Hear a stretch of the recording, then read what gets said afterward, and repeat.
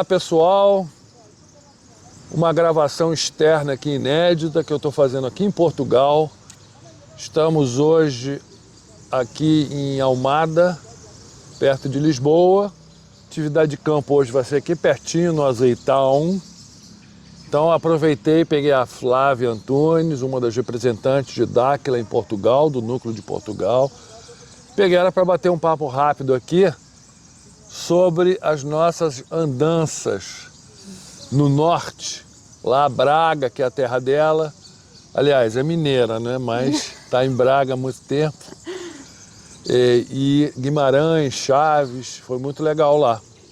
E também saber das mitologias, das histórias, principalmente das moiras e das mulheres iluminadas, porque tem tudo a ver com a nossa experiência em Dáquila, tem tudo a ver com a nossa experiência com as seres de nona dimensão, que chamamos de divindades. Tem mais ou menos a mesma tipologia, mulheres muito bonitas, iluminadas, com esses mantos, e é muito interessante. E também aqui as pessoas, quando falam de aparições, já pensam em Fátima. Exatamente, não é? Mas não houve só Fátima. Exatamente. A gente tem que ver que isso é muito pouco conhecido.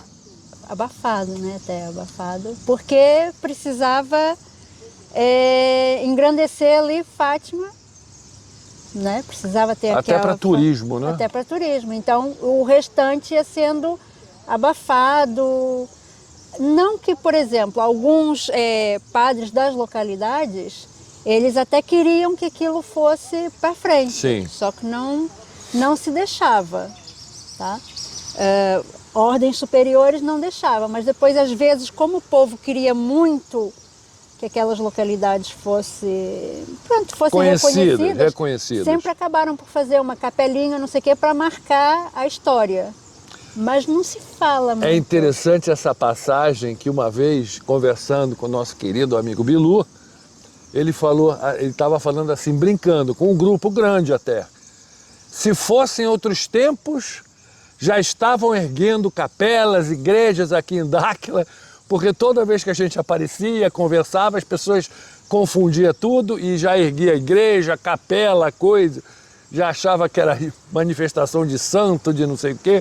É engraçado isso que você falou, que é exatamente o que o Bilu falou. Por causa da doutrina que eles tinham, mesmo quando, como eles chamavam, essas senhoras resplandecentes apareciam, era logo Nossa Senhora disso, Nossa Senhora daquilo, né? Cada um com nome, porque era o que a mente deles tinha de conhecimento, eles não tinham outro conhecimento. Então eles viam aquilo, aí a Nossa Senhora via uma imagem translúcida, brilhando, que eles diziam que ela brilhava às vezes mais que o sol, às vezes era dito que brilhava mais que o sol, e com véu, translúcida, aí, é Nossa Senhora. Mas é porque eles não tinham conhecimento. E também, mesmo que eles dissessem assim, vi isso, ordens superiores não iam dizer que é outra coisa, deixa ficar assim. O pulso da igreja é muito forte em Portugal, até hoje eu acho, né? Até hoje. Hoje está assim mais. Mas o povo não está. As novas gerações não estão dando muita bola, né? Não. Já as pessoas. Mas vamos dizer assim, afastando. dos anos 60 para trás. Não, totalmente. Totalmente, né? Totalmente. Deus me livre não ir na missa. Então, aquele negócio, eles tinham um controle muito mais forte. Sim. Então, censuravam ou mascaravam todas essas aparições dessas mulheres iluminadas, né? Sim. Não havia, não se ia mais além, deixa ficar aí. Tá, deixa ficar aí. Pronto, apareceu, não tem como esconder, a pessoa já viu, mas pronto, deixa ficar aí. Não... Inclusive tem um professor, né, da Universidade do Porto, Joaquim Fernandes, que escreveu vários livros sobre essas aparições. Ele fez um levantamento completo, assim, de várias dessas, onde houve esses relatos. Ele conseguiu juntar isso no livro dele. Muito interessante. Ele fez esse livro que chama Outras Marias? As Outras Fátimas. As Outras Fátimas, que inclusive eu comprei esse livro, estou louco para ler, onde ele fala dessas aparições, porque o foco é muito em Fátima, por óbvias razões econômicas. Sim. Peregrinagem, turistas do mundo inteiro, não é? Vão para lá achando E tem muitos outros relatos, inclusive relatos impressionantes também, né? Impressionante. Tanto é que no livro dele a gente vai, assim, se for assim fazer um resumo, o que se vê em quase todos eles é, por exemplo, às vezes acontecem situações de, muitas vezes são crianças que estão pastoreando o gado. Sim. E é, por exemplo, as crianças ouvirem chamar o nome delas, cada um pelo seu nome. Outras vezes são situações em que simplesmente o gado imobiliza, como se o tempo parasse, né? De repente o gado fica ali estacado. Fica parado? Sim, Ah, estacado. é? Sim, você vai encontrar esses relatos de... Ou seja, os animais que estão pastando, todos imobilizados e não se mexem. Não se mexem. E os pastorinhos, sempre crianças também? Sim, e eles viam, não é? Tanto é que alguns que já tinham vários contactos, quando eles viam que o gado imobilizava, eles já sabiam que ela ia se manifestar. Ah, já era um sinal da manifestação Sim. dessas mulheres iluminadas. Sim, sim. Olha que fantástico. Antes delas aparecerem, o gado fica... Eu acho que é como se o tempo parasse mesmo, ficasse assim tudo, né? Pois é, pode ser um rasgo sei, espaço-tempo, né? Não Pode sei. ser. Aí outras situações é, por exemplo, névoas, que aparece uma névoa, uma neblina, aí elas aparecem. Há inclusive o relato que uma delas que apareceu, ela deixou a marca da pegada dela numa pedra. Numa pedra. No momento que ela apareceu, não tinha nem nada, ela deixou no momento que ela apareceu, a pegada. Olha. Entendeu? Uma outra situação de pegada também que houve foi também com um eremita, aconteceu a mesma coisa, apareceu a neblina, ela apareceu toda iluminada, ele dizia, mais iluminada que o sol, e deixou também uma pegada numa pedra em que ela tinha dito que assim, que é para marcar o local. Onde... E pedra granito, né? Sim, granito, pedra granito. Que a gente circulou por vários desses lugares, onde a gente viu essas pegadas, não é? No granito, gente. E o granito é uma pedra muito dura, no grau ohms entre 6 e 7. O diamante é 10, ou seja, como que fizeram isso, né? Que tipo de energia permitiu deixar marca não é? Não, sim, porque os relatos é que simplesmente ela colocou o pé e ficou lá. Exatamente. Né? Não, portanto, é impressionante isso. É uma coisa... E sobre as moiras? Pronto, e depois, antes disso, voltando no tempo lá para trás, existiam os relatos das moiras encantadas. As moiras encantadas. Quando você diz antes, quanto tempo mais ou menos? 500 anos, 1000 anos? Antes da cristianização. Antes da cristianização, sim, então na época celta? Celta, sim. Dos celtas, druidas, existiam as moiras encantadas. Aliás, aquilo foi passando... Houve uma certa transição, veio do lado de trás, aí chegou uma parte da cristianização em que ainda houve ali uma certa mistura, em que depois foi diminuindo as moiras e aumentando as Fátimas. Entendeu? Tá, entendi. A transição, foi uma transição.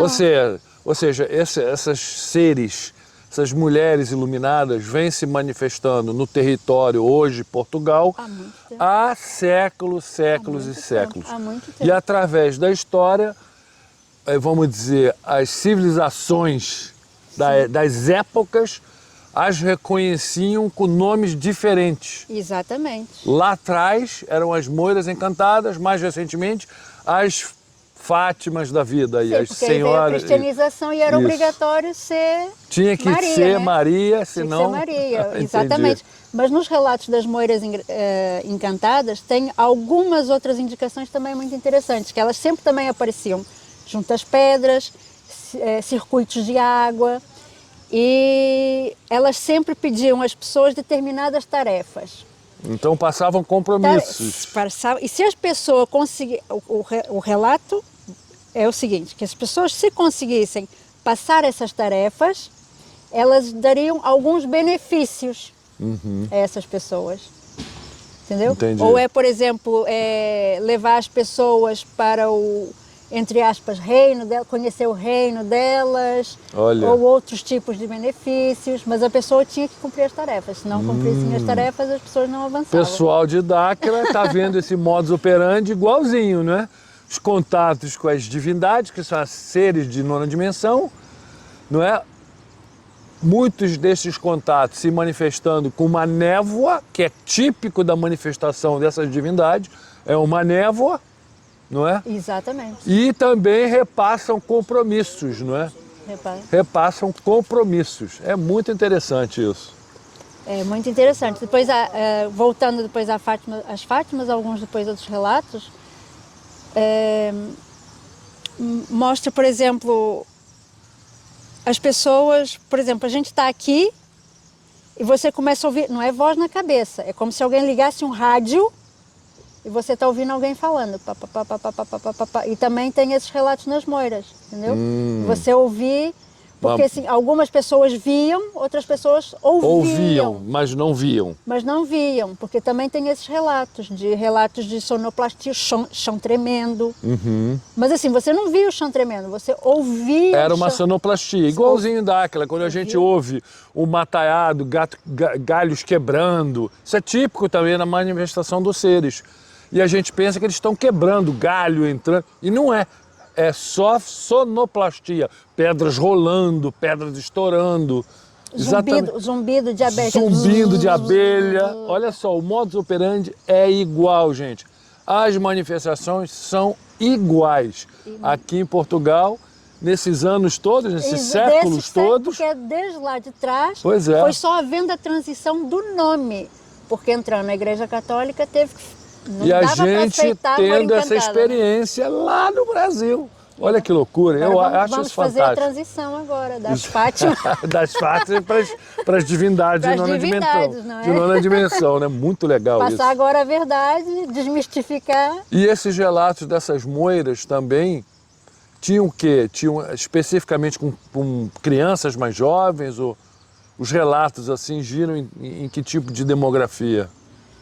Não tem assim... Nada havia com especificado. homens, não, no caso das moiras era com homens, era com mulheres, não tinha assim, eram relatos diferentes das Fátimas. Tanto fazia homens como mulheres, depois se dizia que elas eram muito bonitas, que depois tinham uns cabelos muito bonitos, que elas tinham muito ouro, eram muito ricas, muito ouro. Isso deve ser por causa das localizações de onde elas... Sim, se manifestavam, né? Se manifestavam, não sei, né? Porque também são relatos, a gente não pode tudo dizer o que é que, né? O que é que está certo, o que é que não é. É verdade, a gente tem que mais ou menos filtrar, não é? Fazer uma filtragem das coisas. Mas, porque não tem assim, tem alguns relatos, mas não tem assim tanta coisa. Porque houve também uma certa... mudança no sentido, por exemplo, em outros países daqui da Europa, as moiras deram uma conotação às moiras encantadas negativa. Que eram más, elas são más, não queira tipo bruxa. Não queira estar com uma moira encantada que elas são más, elas te levam para o lugar onde elas moram e nunca mais te trazem. Tem que assustar, tá vendo? É sempre assim, tem que assustar para afastar a população desses seres, para quê? Para que eles não repassem informações, não esclareçam, não melhorem o entendimento. É aquele negócio. É o medo, gente. As lideranças sempre incutindo medo para não permitir da população que saber de nada. Assim você via aquilo, já sabia que saía correndo. Já saía correndo. Em vez de você querer ter o contato, você saía correndo. Exatamente. Era a intenção. Para tentar manipular o monopólio. Aliás, manipular não, para ter o monopólio das informações. Né? Mas só aqui em Portugal em que elas não têm essa conotação tão negativa. Ou seja, em Portugal já é mais positivo. Já é mais positiva. É o único local em que é mais positiva. Pois outros relatos delas também é que elas falavam cantando. Olha, falavam até cantando. Engraçado. Falavam cantando. A fala delas era em canto. Igualzinho em Dáquila. E pronto, é basicamente isso, sabe? Olha que coisa. E essas manifestações são mais ao norte das moiras? Não, as manifestações têm mais relato no norte, porque no norte das moiras, porque no norte tem mais, ficou mais aquela coisa da cultura celta. Sim. Ficou mais forte aqui no norte, talvez pela proximidade com a Inglaterra, então, talvez, mas... Isso era estendido assim por Quando você fala norte, a gente falando Braga, Guimarães... Sim, Chaves, Braga, Chaves, sim, lá para cima. Sim. A cultura celta ainda é bem forte, assim, ali, sabe? E então tem assim mais relatos, porque muita coisa também assim, era passada de boca em boca. De boca em boca. Então as histórias vão se perdendo, vão se distorcendo. Sim. Né? Então aí fica E dos caminhos, vamos falar um pouco dos caminhos, porque a gente fez um percurso com a Flávia aqui, que ela tinha pesquisado, e o que mais me impressionou foi justamente o caminho de Santiago, de Compostela.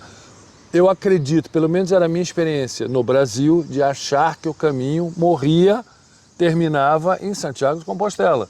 E não, ele sobe ou desce para Portugal, né?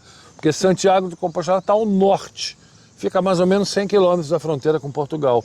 Mas a gente viu em Braga, a gente viu em Guimarães, em Chaves, em vários lugares, inclusive no GPS do carro, no Google Maps, caminho de Santiago, a gente cruzava com o caminho de Santiago. Mas tem assim, pelo país todo, dá pra gente ir desde lá de baixo até para cima, tem os caminhos, e depois tem as ramificações. As ramificações. Vai dar, né?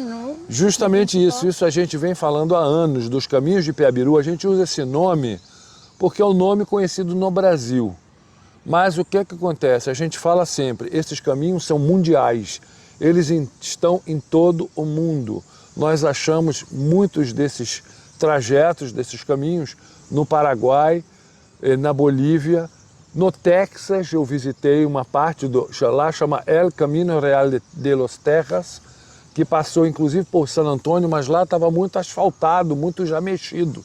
A gente não conseguiu chegar num caminho mais primitivo, mais antigo, vamos dizer. A gente viu traços do caminho com os nomes, mas já tudo asfaltado.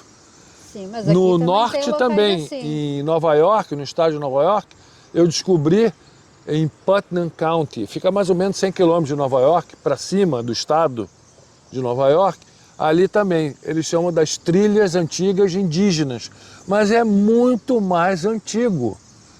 E aqui na Europa, em Portugal, a gente está vendo que também existem esses caminhos antiquíssimos, que eles dão nomes, por exemplo, o caminho de Compostela, Sim. Santiago de Compostela, mas esse caminho é muito mais antigo, não é? É o Piabiru daqui. E a gente passou, e eu fiquei muito impressionado que em Braga, a Sé de Braga, que é antiquíssima, não é? Muito antiga, muito templária, antiga. Toda templária, construída pelos templários, fica na interseção do caminho de Compostela com mais um. Olá pessoal, então, aqui na cidade de Braga, aqui atrás a Sé de Braga. Olha aqui, esse daqui é um caminho que se conecta com o caminho de Santiago, gente.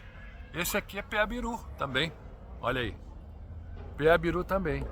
E é engraçado que ele é direcionado para a Sé, ele atravessa a Sé. E tem outro caminho importante que cruza em forma de cruz. E construíram a Sé de Braga aqui. Construída por templários, hein? Tem a simbologia templária aqui em cima. Aqui, ó. Simbologia templária. E aqui dentro está enterrado o Dom Henriques, Duque de Portugal, pai do primeiro rei de Portugal, Dom Afonso Henriques. Ele foi, vamos dizer, educado desde criança pela Ordem Templária. Seu pai, um dos fundadores da Ordem Templária, ele era francês, da Borgonha, nobre da Borgonha, merovíngia, descendente direto de JC e Madalena, tá? Pessoa com aquela linhagem que todo mundo conhece, todo mundo já sabe. Tá aqui dentro, quis ser enterrado ou enterrado exatamente no cruzamento dos caminhos de Piabiru, né? Olha aí, seguindo a linha magnética. Interessante, né? Buscar conhecimento, galera. Então, pessoal, estamos aqui em Braga. Aqui atrás, vocês estão vendo, ó, é a Sé de Braga. E esse caminho que vocês estão vendo atrás da Flávia e minha é o caminho se conecta com o caminho de Santiago. Já é caminho de Santiago e se conecta com os caminhos que vêm de outros lados, de outras regiões. Aí se conecta tudo aqui. É um ponto de conexão aqui. É um ponto de conexão entre esses caminhos que pra gente são caminhos de Piabiru também. A gente sabe que o caminho de Santiago também é um caminho de Piabiru. Obviamente, em vários lugares tem nomes diferentes. Aqui chama de caminho de Santiago, né? Caminho de Santiago. E é igualzinho como no Texas, como a gente filmou no Texas, que lá é o El Camino Real de Texas, que a gente filmou o caminho asfaltado naquele trecho de San Antônio, não é? E aqui é a mesma coisa, a gente está no centro de Braga, não é? O caminho está no meio, aqui está, obviamente, eles deram uma mexida, não é o caminho original, Calçaram. mas é a linha energética, porque os caminhos de Piabiru no mundo seguem a malha magnética, não é? E aproveitaram e colocaram aqui a Sé, estranhamente bem no meio, né? E lá dentro, quem que está lá? O pai do Dom Afonso Henriques. O pai do Dom Afonso Henriques, que era o Dom Henrique. O Dom Henrique, Duque de Portugal, francês, da linhagem merovingia, ou seja, descendente direto de JC e Lilith, Madalena e JC, que é o pai do primeiro rei de Portugal, Dom Afonso Henriques, que foi praticamente criado pelos Templários, gente. Exatamente. Não é isso? Exatamente. Ele foi o fundador daqui. Foi o primeiro rei de Portugal, fundador do reino de Portugal, não é? E o Dom Henrique está aqui, o Duque está aqui, enterrado. Engraçado, né? Colocaram ele exatamente ao longo do caminho. Tudo templário, gente. E a gente nota também, ó. Como é que a gente nota aqui? Eu vou inverter a câmera. Ó, como é que a gente sabe? Olha aqui, tá vendo isso daqui? Muita gente acha que não é, mas ó, tá vendo essa piramidezinha aqui? Ah não, meu dedo aqui, ó. Aqui essas piramidezinhas, aqui ó, sai fora de foco. Isso é templário, gente, ó. Muita gente acha que as torres templárias são em forma piramidal, mas também tem isso daqui. Eles escondem o símbolo, gente. Eles escondem o símbolo. Olha aí. Isso aqui foi tudo feito por eles. Só que estranhamente o geozinho já bota a sua... Olha aqui a concha. Tá vendo a concha? Olha a concha aqui. Sempre é concha. A pessoa está olhando para a estátua do santo, venerando, parece a Virgem, né? Que Virgem é essa? E ali do lado tem uma inscrição falando da Virgem do Leite e de Isis também. Aí agora... Ah, Virgem do Leite. Virgem do Leite e Isis. E ali do lado tem uma inscrição sobre Isis. Olha só, claro, né? E aqui tem a concha que reverbera. Você está lá focando a tua frequência em devoção, né? Aí bate lá e retorna na codificação que o Jó quer, dos carneirinhos. Olha só. E a cruz, essa cruz dupla é um artefato para, como é que chama? Emitir ou reverberar não, é uma repetidora de determinadas frequências, essa cruz aqui, ó. E a gente viu muito no Egito, né, essa cruz. Tá? Isso aqui é um artefato que era utilizado para, vamos dizer, como se fosse uma torre de transmissão de frequências vibratórias, tá? Antigamente era wireless, as pessoas não sabem, mas era tudo wireless. Olha aí. Super interessante, gente. Aí, ó, isso aqui é o caminho. Olha o caminho aqui. Olha o caminho. Olha o pessoal peregrino.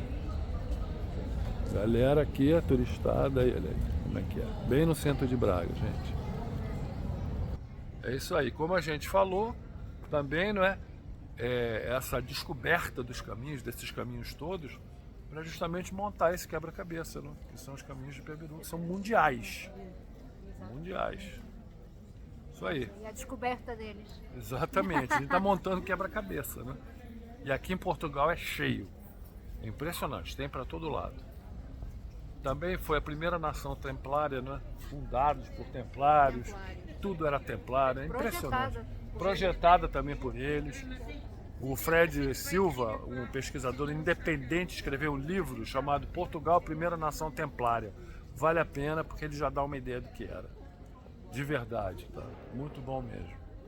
Isso aí, galera. Até a próxima. Paralelo aí. Então, pessoal, estamos aqui, ó, no fundo da igreja, tá?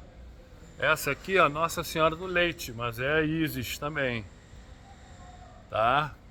E olha aqui o que tem, saindo da igreja, olha aqui, ó. Caminho de Santiago. Cruza. A gente tá nas costas da igreja, olha aí. Bem nas costas. Olha aqui, o caminho. Botaram ela na direção do caminho, exatamente. Flávia tá aqui, dando uns complementos. Gente, é tudo aqui um jogo. Caminho eletromagnético aqui. Olha aqui. Lá atrás aqui, ó. Atravessa a igreja. Caminhos de Piabiru com outros nomes. Vamos montando quebra-cabeça. E o Dom Henriques, pai do Afonso Henriques, primeiro rei de Portugal, está enterrado lá. E ele era um templário, e ele era francês, não é? Da nobreza da Borgonha, todos de linhagem merovingian, ou seja, descendentes de JC e de Madalena, gente. Eles deixaram uma linhagem, a linhagem merovingian, são descendentes deles. E ele está lá enterrado na Sé de Braga, logo nessa interseção. E também a Flávia levou a gente para um pedaço do caminho que está intacto, gente. É impressionante, né? A gente aqui chama, lá a gente chama Calçada do Anel. Calçada do Anel. Calçada do Anel. É um pedacinho que ainda ficou, como você viu intacto, lá, ainda intacto. Por enquanto, pelo menos. Por enquanto, porque estão construindo bastante em torno, né? Não sabemos até quando. Então, pessoal, exatamente como San Antônio, no Texas, nós encontramos, aliás, a nossa representante aqui, a pesquisadora de Dáquila, a Flávia, aqui na cidade de Braga. Ela descobriu um pedaço ainda intacto do caminho de Santiago, ou seja, do caminho de Piabiru. Aqui, ó, ele vem de lá, passa por aqui e segue por lá. Bem interessante isso aqui, gente. É um pedacinho que tem ainda na cidade de Braga, onde o caminho está intacto aqui. É o caminho original. Vou virar a Flávia ali mostrando, ó, passa por aqui e segue por aí. Flávia, conta aí um pouco.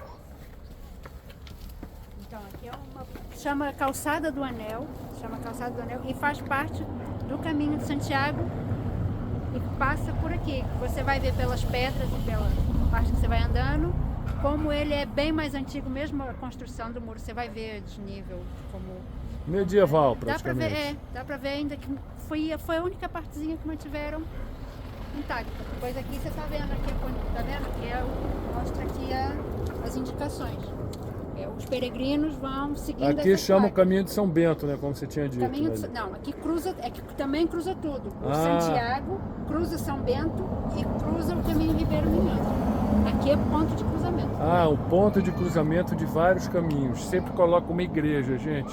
E olha ali em cima os ófalozinhos. Olha aqui as pirâmidezinhas aqui, ó. Esses obeliscozinhos aqui, ó. Quadradinhos. Estão em tudo, olha ali em cima. Olha aqui. Então esse caminho aqui é intacto ainda, né? É o mais antigo. E é o caminho mais antigo. Porque o resto está tudo construído, já tem calçada por cima, já tem, mesmo assim aqui tá vendo que já tem um desnível. Eles construíram aqui uma escadinha, mas você vai ver aqui por aqui é tudo mais. Esse é o caminho bem. Aqui é o caminho intacto, né? Sim, é o mesmo antigo, o caminho antigo original. E aqui as pessoas passam por aqui? Algumas, nem tantas. Porque é uma coisa assim mais isolada, assim, aí poucas pessoas passam. Olha só então. Infelizmente tem algum lixo no chão. Olha aí, gente, caminho. Seria o caminho de Piabiru, como a gente falou. São os caminhos, não é, com outros nomes, gente. Olha aí, a gente caminhando aqui, seguindo por esse caminho aqui. É bem interessante. Boa tarde. Bem intacto. Olha aqui. Olha como é que é. E construído em torno aqui. Estamos na cidade de Braga, mais ou menos na saída. É a saída aqui? É a saída de Braga? Não, aqui é quase zona centro. É quase zona centro aqui? É, quase zona centro. Olha só, quase zona central e a gente tem... A Sé Catedral é aqui pra frente, tá? A Sé Catedral vai nessa direção. Ah, a gente caminhando aqui chega lá na catedral. Lá é Sé Catedral, sim, onde a gente teve. Ah, tá. Olha Ele aí. vem de lá de cima, passa por aqui. O pedaço tá intacto, tá? Mas Olha aqui. agora choveu, você vê que tá muito lixo, mesmo terra. Uhum. Quando eu passei aqui anteriormente estava mais limpinho. É interessante como ficou esse muro aqui. Bem, isolou mais ou menos o caminho, né? Olha só. Protegeu, né, o caminho. Foi o que protegeu, porque senão já tinham arrebentado.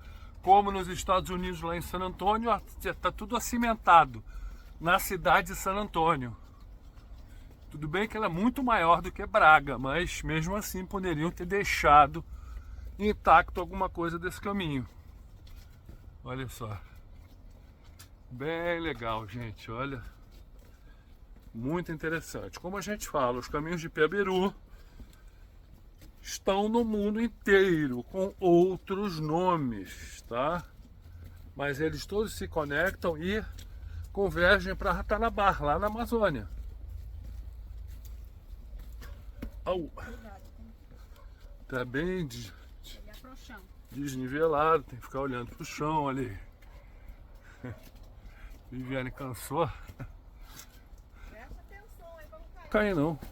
É porque as pedras são desniveladas, tá? Não é... É, tô vendo aqui. Bem interessante, gente. Olha aí, registrando para vocês os caminhos do Piabiru em plena Braga. Que aqui é caminho de Santiago. Que não tem nenhuma conotação religiosa, tá? Aquele negócio, a igreja sempre usurpa essas coisas para dentro das suas práticas. Aí o caminho de Santiago se popularizou com o livro do Paulo Coelho, né? Aquele Diário do Mágico, do Mago, Diário do Mago. Mas são caminhos especiais porque seguem a malha magnética. Então são caminhos de alta frequência vibratória.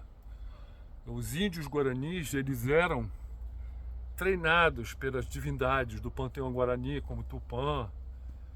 Eles eram treinados nos caminhos do Piabiru, porque também no Brasil seguiam essa linha magnética, não é? Que acelerava a atividade cerebral, não é? Sincronizava os seus canais, facilitava muita coisa, né? Trazia clareza, entendimento, tá? E o pessoal usurpou isso. A igreja foi lá, deu o nome de Santiago, aí dá uma roupagem mística, dá uma vestimenta, coloca uma roupinha mística, não é? Para, isso daqui, inventa um monte de coisa, de mitologias que não tem nada a ver com a realidade. Basicamente isso. Aí fica um negócio meio místico, as pessoas fazem o caminho como percurso de fé, de devoção, de sei lá o que. Mas na verdade é um caminho que segue a malha magnética, extremamente energético, não é? Que nos traz esses benefícios todos. Olha aí. Registrando aqui para vocês em plena Braga. E lá em Chaves, Bustelo. Bustelo.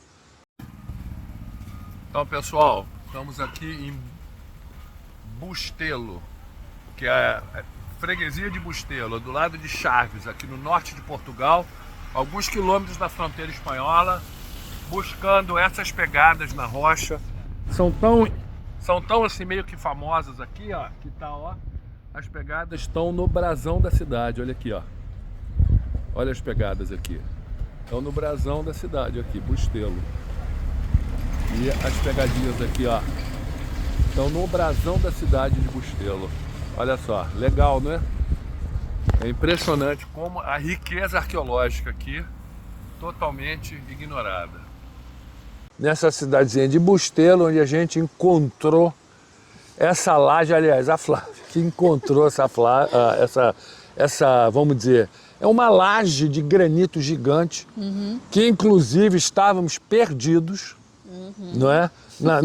Na vilarejo, lá na aldeia, como eles chamam, de Bustelo, perdidos, você tinha as coordenadas do Instituto de Arqueologia, né, Sim, português? sim. E as coordenadas estavam dando para 50 quilômetros. Não dava para o lugar. Não dava para o lugar, ou seja, um descaso total da academia. Total descaso. Não estão nem aí. Por quê?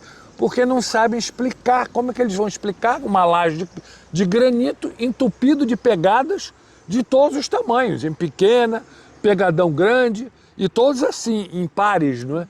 A gente documentou tudo, fantástico. Só chegamos lá porque a Flávia desceu lá no centrinho, são 2 ruas, não tinha ninguém. A gente não via ninguém, parecia uma Cidade uma aldeia fantasma lá. De repente desce um senhor, vem descendo, e a Flávia já foi falar com ele, né? Foi. Conta aí. Eu raptei ele quase. Pois é, mas você perguntou, né? Sim, eu perguntei, ele disse que sabia onde era e ele olhou pro relógio. Não, primeiro ele me explicou. Aí quando eu perguntei para ele, tá, então deixa eu ver se eu entendi, vou por aqui e tal, não sei o que, ele assim, eu tô indo dar uma caminhada, eu até levava vocês lá. E eu, o senhor vai mesmo? E ele, vou, então venha. Aí falei logo Aí pra ele veio pro carro, ele subiu no carro e nos direcionou. Eu tenho a impressão que se ele não nos houvesse guiado... Não, porque a gente ia A gente chegar não ia naquela chegar. árvore caída. Pois é, a gente não ia saber. encontrar. Porque a gente teve que sair da aldeiazinha, que é desse tamanho, gente. É uma aldeia de 500 habitantes, pelo menos aí. 200, é muito pequeno. Só que a gente sai numa estrada de terra que estava molhada a terra, estava barrenta, havia chovido, não é? Foi. Antes, a gente subindo. Eu não sabia que o carro que eu tinha alugado tinha tração nas 4, eu senti na hora que ele era tração. Sorte nossa que achamos um local que está guiando a gente. O lugar é lindo, mas para achar, muito difícil. Mas é lindo. Engraçado que na pequena aldeia, como eles chamam, ninguém conhece. Apesar das pegadas estarem no brasão. Só que achamos um local que é até dono desse terreno aqui, que está nos levando. Bem legal. Vamos lá. Olha ele ali na frente com a Flávia e com a Viviane, que salvou. Senão ia ser difícil subir, uma morraiada para subir, vários caminhozinhos, né? Trilhazinhas de terra mesmo, de terra batida, estilo Dáquila, né? Aí subindo assim, de repente fomos, chegou um momento que tinha uma árvore caída no meio da estrada, que a gente teve que encostar o carro, né? E ele até falou, nossa, essa árvore há 2 dias não estava aqui. Pois é, e a gente teve que subir a pé, para mim, com o joelho desse tamanho, que eu tinha caído no porto, ainda está doendo, tá? Então, estamos aqui no município de Bustelo, subindo aqui atrás da rocha com as pegadas, subindo de carro, ainda bem que ele tinha tração, mas olha aí, no meio, uma árvore, então vamos ter que seguir a pé. Isso aí, vamos embora. Bora, Viviane. Tive que escalar e elas foram conversando com o senhor, e ele levou até a laje lá. Até a fraga. Chama Fraga... Fraga das Passadas. Das Passadas. Fraga é pedra, não é? Eu nem sabia isso. Claro. Sabia que fraga era pedra. Eu sei que estava do lado da estradinha de terra, cheio de mato, musgo, a gente não ia achar nunca. Não íamos achar. A gente não ia chegar lá em cima. Não ia. Foi porque bem em cima do morro, né? E aí, o que você pode falar dessa fraga aí pra gente? O que eu posso falar? Tem lá aquelas pegadas. Impressionantes, né? A gente teve que... Ficou Flávia e Viviane limpando o musgo. E o que eu achei interessante é que elas não é assim de caminhada, né? Sim. É assim. Aí como se a pessoa tivesse parada, né? Parada, assim, ficou ali. Aí depois uma outra pegada diferente, também assim, em par.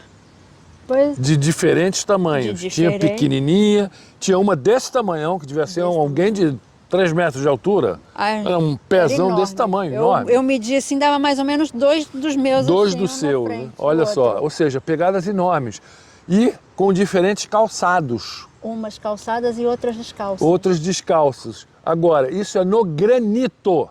Granito, hein, gente? Imagina só. Quem que fez isso, com que tecnologia? E aí a gente pode o quê? Fazer uma ligação. Como você estava falando antes, Sim. essas moiras, quando apareciam, marcavam com as pegadas. Sim, marcavam. Obviamente com uma energia boçal para fazer. Sim, sim. Com certeza foi o mesmo tipo de tecnologia. Como que você vai marcar no granito pegada? Não tem como, gente. Não tem, ainda mais lá para trás. Lá para trás. E essas pegadas, como são no granito, podem ter até milhões de anos, gente. Não tem como a gente saber. Então, pessoal, estamos aqui em Bustelo. Freguesia não, né? Como é que é? Freguesia de Chaves? Conselho de Chaves. Conselho de Chaves, da cidade de Chaves, em Portugal. Aqui do outro lado é Espanha. Encontramos essa rocha, uma pedra, chama Fraga das Passadas. Chama assim porque, olha, é cheio de pegadas, gente. Cheio de pegadas. Vou virar aqui, só para vocês verem aqui, ó. É cheio de pegadas no granito. Lembrando, isso aqui é granito, ó, em pares de todos os tamanhos. Olha só. Inclusive pegadas parecem ser, como é que chama? De bota, não é? Não sei. Agora, calçado, é um pé calçado, não é? Agora poxa, em cima do granito, como é que foi feito? Escala Ohms de dureza entre 6 e 7, o diamante é 10. Como que fizeram isso? Quem que fez isso? Há quanto tempo atrás? Descobrimos isso daqui, olha, como é remoto. A gente teve que subir isso daqui tudinho. A aldeiazinha, como eles chamam, lá embaixo, de Bustelo, perdidos, não tem GPS direito, não tem coordenada, não tem nada. Encontramos um senhor, a Flávia conversou com ele, pediu direito, ele nos levou, nos trouxe até aqui, que inclusive é vizinho da propriedade dele aqui. A gente não ia achar isso nunca. Não é? Nunca chegávamos aqui. Não chegávamos. E aqui é todo cheio de musgo, olha só, meio totalmente abandonado. Olha, essa pedra inteira, gente, é cheia de pegada. É como se fosse um grupo, né? Exatamente, vários. Tanto é que chama Fraga das Passadas. Exato. Por causa disso. Só que assim, ninguém dá bola. E as mitologias? Quais são as histórias aqui, Flávia? A história associada aqui tem pezinhos maiores e pés maiores e pés menores, né?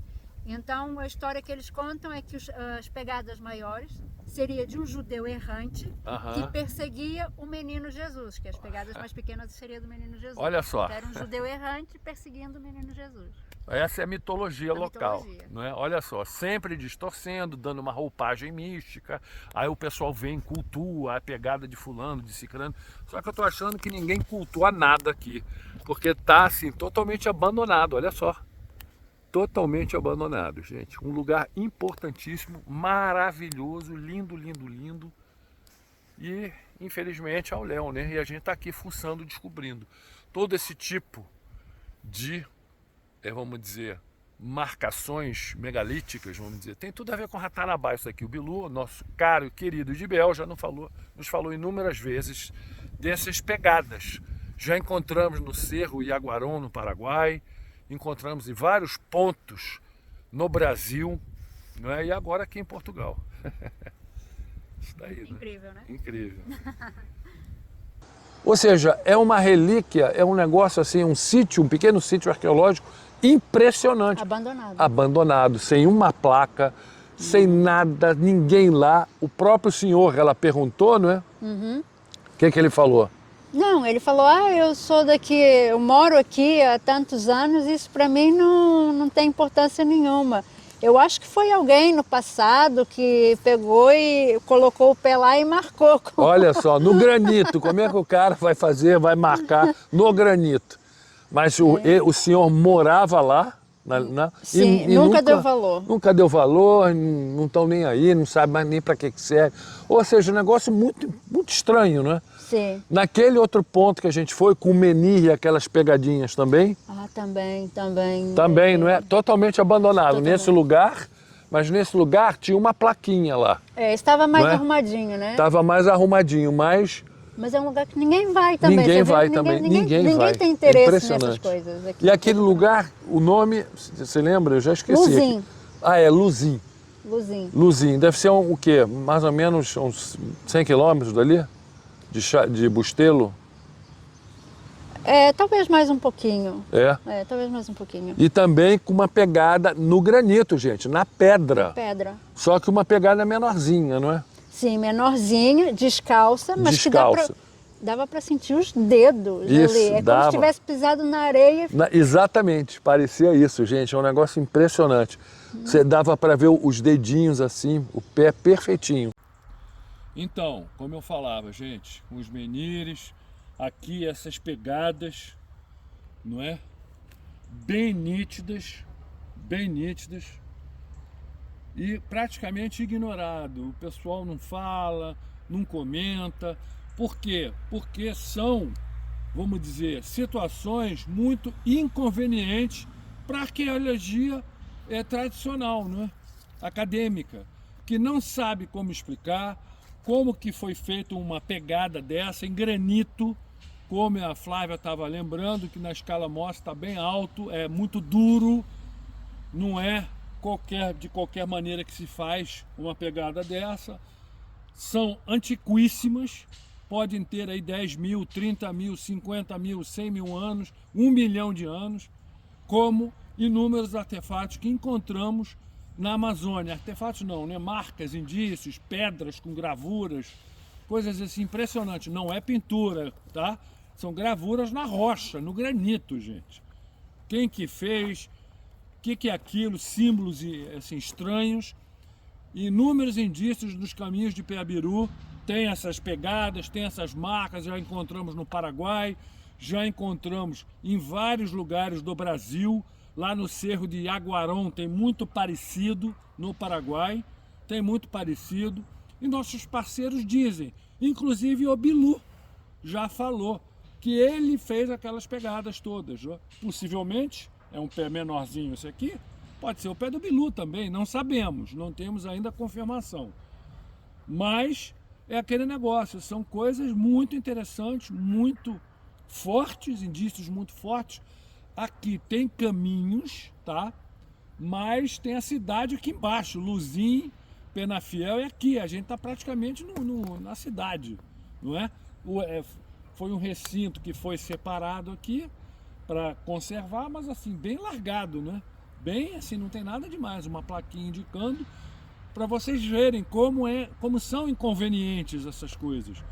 Mesma coisa no Museu de Lagos, no Algarve, a gente tentou, de qualquer maneira, entramos em contato com a direção do museu, né, para ter acesso ao ovo cósmico do Algarve, entre aspas, como eles chamam, tá, um menhir esculpido com um caduceu, que já saiu no Astronautas do Passado, no Nat Geo, já saiu em vários lugares. É um artefato muito interessante, foi desenterrado da cidade de Silves, lá no Algarve, e os caras não sabem explicar. O que acontece? Escondem da população, tiram eles da amostra no Museu de Lagos e guardam. Pedimos acesso, escrevemos a direção do museu, à Câmara Municipal de Lagos e nada, não dão acesso. Por quê? Porque é um incômodo o negócio daquele. Como que eles vão explicar? Tá? E principalmente sendo uma escultura antiquíssima. É aquele negócio, a ciência acadêmica criou as narrativas deles, tem que manter aquela história, qualquer coisa que saia fora daquele modelo, daquela narrativa, daquelas historinhas que eles contam, aí não existe, aí é mitologia, aí é a coisa toda. Nós, com a convivência com os nossos parceiros, nós conseguimos identificar dentro dessas mitologias todas a presença e interação dos seres, porque estamos vivendo isso hoje. E eles nos falaram que tiveram aqui inúmeras situações, inúmeros locais, não é? Conversando com as pessoas, gente. E nós conseguimos ver esses indícios porque a gente tem experiência. Aqui em Portugal tem um monte, uma riqueza de relatos. É impressionante. Como eu conversava com a Flávia, praticamente só deixou passar a Virgem de Fátima, que é historinha também, é uma mitologia que eles criaram em cima desse personagem, das aparições marianas, mas o que se trata são o que a gente chama de divindades, as mulheres, as seres de nona dimensão que se apresentam vestidas, não é, com esses mantos, todas iluminadas, falando, cantando, não é, em vários pontos do mundo, gente. Nós sabemos que nós em Dáquila temos conversação. Eu já falei com um monte delas. Eu sei como é que é, não é? Então é a situação. Eles não querem que as pessoas saibam da verdade, então inventam um monte de coisa para mascarar. Por isso que é importante a gente ir no local, fazer o que a gente está fazendo aqui, tá? E é muito interessante registrar tudo isso daí, porque é aquele negócio, a gente está montando um quebra-cabeça. Aqui em Portugal tem vários caminhos com vários nomes.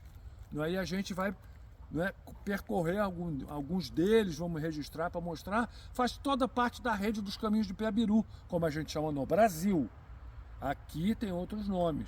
Perfeitinho. E depois teve aquela outra pedra que a gente viu também, aquela que a gente teve que entrar naquele terreno lá. Ah, essa também. Ali foi? Ali foi Penafiel, né? Penafiel. Penafiel. Penafiel.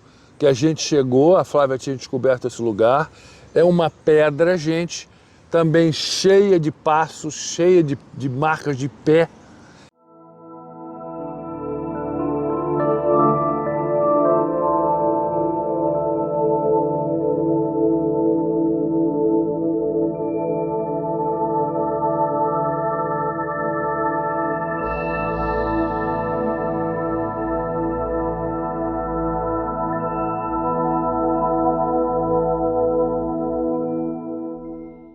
E assim, não é no chão, hein? Ela é assim, horizontal, não é? E a pedra é grande. E estava em par também e dentro de uma propriedade. E pedra de granito também, hein? Uma dureza incrível. Dentro de uma, vamos dizer, de uma fazendinha ali, alguém que, acho que era videira, né? Sim, sim. Plantação de uva. A gente entrou quietinho, porque é propriedade particular. Fomos lá documentar. E a gente viu a antiguidade, porque estava muito desgastado. Muito desgastado, difícil de usar, de enxergar. Aliás, a gente teve que tirar fotos, mandamos para a Catarina para ela fazer aquele contraste de luz, de filtros, para melhorar a visualização. Porque é extremamente desgastado. E a gente conseguiu molhar um pouquinho para melhorar a visualização também. Ou seja, e totalmente abandonado, sem nada, gente, na propriedade de alguém, não tem marcação nenhuma. Eu tenho até medo do cara querer tirar aquela pedra dali, tacar fora para aumentar o espaço de plantação dele, né? É um negócio impressionante o descaso. Mas, a meu ver, é justamente isso. É incômodo para a arqueologia acadêmica, para a história acadêmica, porque não tem como explicar. Como que você vai explicar pegadas no granito, antiquíssimas nesses lugares remotos, ermos, que não tem como chegar. A justificação que eles dão é essa mesmo. E alguém foi lá e marcou, só que... Não é assim, né? Não é assim. A gente sabe que a dureza dessas pedras, hoje, é difícil fazer, imagina, naquela época remota, né? Não tem como. Vão dizer o quê? Que com ferramentas de bronze, sei lá. Como assim? Não tem como fazer nada. Hoje talvez faria com algumas tecnologias, hoje. Mas assim, sim. No passado, e da forma que algumas estão, como... Sim, parece que foi, sabe, quando você pisa na areia, né, que forma aqueles sulcos. Se colocar a mão lá, a gente sentia aquilo mesmo, aquela... Uma coisa a gente vê a imagem. Uma coisa a gente vê a imagem, outra coisa tá lá, né? Tá lá, Por isso a importância de ir nos lugares, e são remotos, hein? São lugares ermos, lá no Deus me livre. No meio do nada. No meio do nada, tem que escalar morro. Um ponto que a gente havia ido um dia antes ou 2 dias antes, se nos perdemos na floresta, a gente não conseguia achar, o meu drone estava descarregado, eu não consegui visualizar com o drone. A gente não conseguiu chegar no ponto. Ficamos rodando 1 hora, procurando, meio perdido em mato, hein, gente? O negócio era feio, subida em mato. Não é fácil. Mas é isso aí, gente. Estamos tentando agora acessar um outro artefato que eles chamam de o olho cósmico do Algarve. Ovo cósmico. Ovo cósmico do Algarve. É um dolmen com um caduceu esculpido, que está no Algarve, no Museu de Lagos. Só que o museu, como é um artefato também inconveniente, porque eles não sabem explicar, eles desenterraram, aliás, foi um fazendeiro lá da cidade de Silves, que é pertinho, uma cidade antiquíssima, que o cara, escavando para alguma coisa, achou isso daí e levou, deu lá para o museu, e com um caduceu, né, esculpido. Inclusive, eu pesquisando sobre esse artefato, porque já foi levantado aí por pesquisadores independentes, hein? Independente. Nada de pessoal da academia que não tem como justificar. Se trata de uma escultura, gente. É uma escultura. E assim, ninguém sabe falar o que é. E o que o Museu de Lagos fez? Ele nem está exposto, ele Não está está exposto, escondido, ele está está nos escondido. armazéns. Ele colocou nos armazéns e ó, não está exposto. Nós de Dáquila, eu enviei e-mail, requisitei para a direção do museu, mandei para a Câmara Municipal de Lagos. Eles ignoraram por alguns dias, aí a gente mexeu uns pauzinhos, tem conhecidos aqui do nosso grupo em Portugal, de Dáquila, Portugal, conseguiram lá, mas veio negativa. Não deixaram, não tem autorização, é simplesmente um absurdo, porque é inconveniente, eles não querem publicidade nesse tipo de artefato, que não tem como justificar. Exatamente. Oi pessoal, então, de novo madrugando, cruzando agora a ponte Vasco da Gama em 600 direção metros, ao Algarve. pegue a ponte Estamos Vasco indo da lá Gama, para Silves, IP1. Museu de Lagos, tentar acessar o artefato lá, o ovo cósmico do Algarve. Vamos ver se vai dar certo. Eles tiraram de exposição porque não conseguem explicar, não é? Tal artefato que foi inclusive descoberto em Silves, que é pertinho, a gente vai lá também. Nascer do sol aí, cruzando a ponte Vasco da Gama, espetacular, gente, muito bonito aí. E maravilha, olha aí. Tem chão, 200 quilômetros, mas é isso aí, pra gente é pertinho, pra gente é jogo rápido. Campo Grande Dourados, que vai de Lisboa para Algarve. Continuando aqui nossas explorações e amanhã retornando às terras de baixo, ao querido Brasil. Essa ponte é bem bonita, gente, olha, bem bonita. Deixando essa imagem aí, continuando, até breve. Então pessoal, estamos aqui no Museu de Lagos. Vamos tentar o acesso. Tem uma galera aqui, a gente pensou que fosse mais vazio, para tentar o acesso, para dar uma documentada no artefato, o olho cósmico do Algarve, que é essa pedra megalítica inexplicável, que inclusive o museu retirou da exposição para o público e colocou nos seus depósitos. Justamente por isso, porque não conseguem explicar, é uma vergonha para eles, né? Então eles escondem. Foi documentado pelo National Geographic naquele programa Astronautas do Passado, vários anos atrás, pelo menos uns 15 anos atrás, e está fora de exposição. Como viemos aqui na cidade de Silves, onde foi encontrado esse artefato, estamos aqui no Museu de Lagos, onde o objeto está, mas foi retirado da exposição. Vamos tentar ver se eu consigo, pelo menos, fazer uma documentação do artefato. Vamos ver. Vamos tentar, né? Estamos aqui, não custa nada. Falou. Então, pessoal, saímos agora do museu. Infelizmente, não recebemos autorização para visitar o artefato. É impressionante, é uma vontade. É impressionante como eles querem esconder de fato, né? Eu vim, aleguei, expliquei, falei com uma supervisora, pedi, ela, não está nem aqui, está no outro depósito, não sei o quê, que esse acervo não entra aqui no contexto do museu, cheio de caô. E a mulher ainda na má vontade começou a falar inglês comigo, no começo achando, sei lá o quê, quebrou a cara, falei inglês com ela, Aí a mulher do lado, que me apresentou, essa supervisora, mas ele é brasileiro, fala português. Ou seja, uma má vontade, eles não explicam o artefato, não tem como contextualizar na realidade histórica, arqueológica da região do Algarve, foi encontrado na cidade de Silves e estão escondendo, não tem o que fazer. Então estamos indo para Silves e vamos ver lá a região.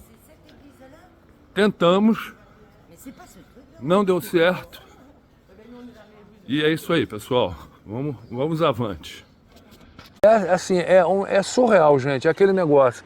Por isso que a gente fala, a gente está tendo essa mesma dificuldade com as pesquisas de Ratanabá na Amazônia, porque são extremamente inconvenientes, porque a gente está mostrando que a nossa ciência manipula as informações, engana, distorce, cria essa narrativa fantasiosa na nossa história e quer manter, enfiar goela dentro essa narrativa. E qualquer coisa que ameace isso daí, eles descredibilizam, escondem, eles fazem de tudo para que não venha à tona, principalmente para que vocês não saibam disso daí, para que a população não saiba. Para quê? Para que não desperte, para não entenda que vivemos num sistema totalmente manipulado. Né? Não tem interesse para eles saber que existe, que dá para a gente ter contato com outras... Exatamente, e é o que o nosso presidente Urandir Fernandes de Oliveira sempre fala.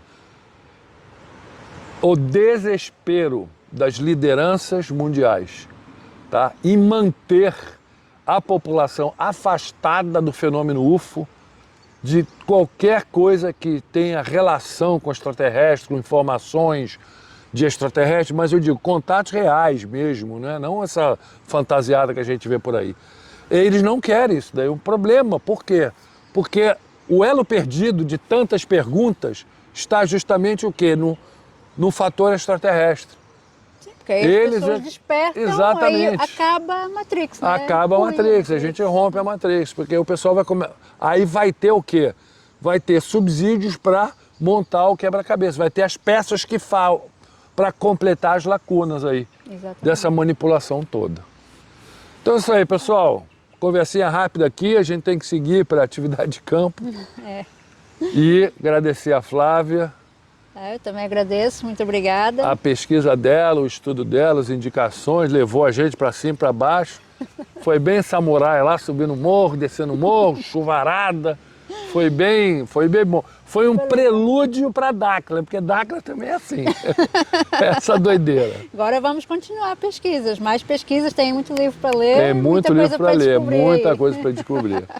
Isso aí. Então é isso aí, pessoal. Obrigado, Flávia. Obrigada. Até a próxima, aqui de Portugal.